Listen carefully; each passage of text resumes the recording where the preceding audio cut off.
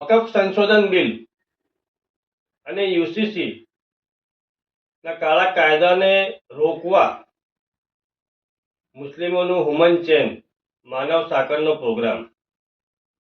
મુસ્લિમોને તલાક, નિકાહ, મુસ્લિમ પર્સનલ લો, શરિયતી કાનૂનોથી રોકવા અને છીનવા યુનિફોર્મ સિવિલ કોડ યુસીસી કાયદો લાવવામાં આવી રહ્યું છે.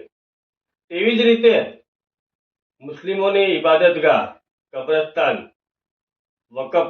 વકફની ઐતિહાસિક ઇમારતોને હડપ કરવા, છીનવા માટે વકફ એક્ટ બિલ લાવવામાં આવી રહ્યું છે. આ બધી સાજિશો એટલા માટે થઈ રહી છે કે મુસ્લિમ કોમ વેખરાઈ ગઈ છે.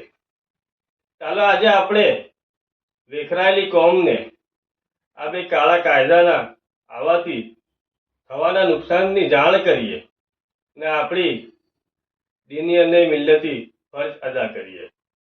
All India Muslim Personal Law Board ના દિશા માર્ગદર્શન હેઠળ ગુજરાત મુસ્લિમ હિત રક્ષક સમિતિએ યુનિફોર્મ સિવિલ કોડ અને વકફ એક્ટના કાળા કાયદાનો વિરોધ કરવા માટે હુમન ચેન માનવ સાંકળનો પ્રોગ્રામ રાખવામાં આવેલ છે.